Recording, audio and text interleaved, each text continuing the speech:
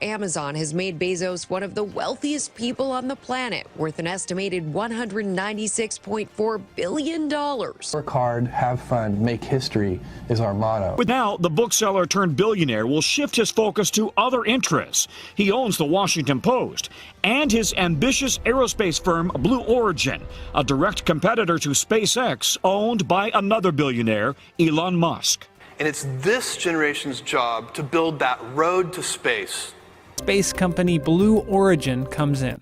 First, it's working on launching and building reusable rockets like New Shepard and New Glenn, which are projected to drastically cut the cost of launching payloads into space. Secondly, Bezos wants to start pulling resources from the moon. Elon Musk is the glossy, agile hare pounding up the metaphorical road with all those glossy televised rocket launches and viral gags on Twitter. The tortoise, Jeff Bezos, is clearly some way behind, but is making up ground steadfastly.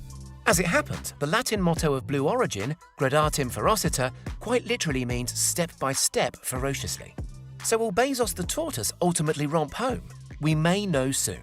Just like SpaceX and its Starlink project, Blue Origin has recently been granted approval to launch its own orbital broadband network. Known as Project Kuiper, the $10 billion exercise sets out to launch around 6,000 satellites into orbit. The crucial difference is Amazon already wields substantial power over the internet through its Giganti Web Services division. So it's not too hard to imagine the project taking off with superior vertical integration and on-the-ground support that Starlink can only dream of. And there you have it. Two men and two companies with very different ideas. One wants to go to Mars and build bases, the other expand infinitely into the twinkling void on silently twirling space stations. Musk the hare presently boasts a commanding lead, but we can't write off Jeff Bezos and his pretty much limitless capacity for shelling out. $0.7 trillion company. Bezos, the stock up, almost 70% over the past year, making Bezos richer by the day. I mean, the guy gets richer as he sleeps. And he's going to focus. He says it's not retirement. In that letter to employees, he said this is not retirement. He's going to focus his energies on his newspaper, on Blue Origin, his spaceflight outfit, and also on climate and education initiatives that are important to him.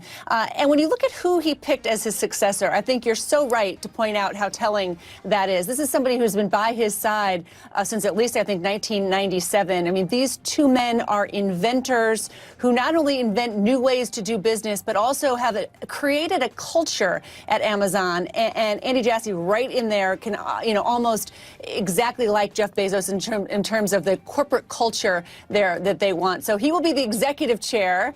Reminds me a little bit of Bob Iger stepping away from Disney. It seemed like it was really at the top as well, and such a big name intertwined with the company. But Jeff Bezos will be executive chair, leaving the day-to-day running of the company to his lieutenant here. This is obviously huge news. Andy Jassy is going to become Amazon's CEO, replacing Jeff Bezos. Jeff Bezos will be the executive chairman. Obviously, Bezos, the founder, longtime CEO. Stock is down 1.5% after hours. We're going to dig through the earnings as well. But that's a huge sort of news item, Mike. As far as CEO changes, hard to imagine a bigger deal than Amazon. And what's next for Bezos now in this new role as executive chair?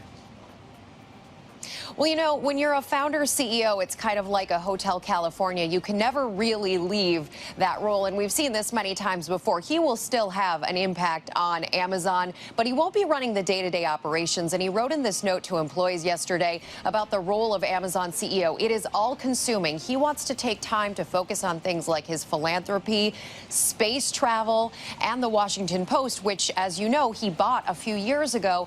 That will be the primary objective of his time going forward. But of course, you can imagine this last year, the pandemic, he's played an incredible role in reorganizing Amazon, making sure that employees and the company are built for a moment like this. And they have certainly capitalized on this moment, as so many people have turned to Amazon in need of home deliveries during the pandemic, Diane. And really quickly, any big changes expected under the new CEO, Andy Jassy?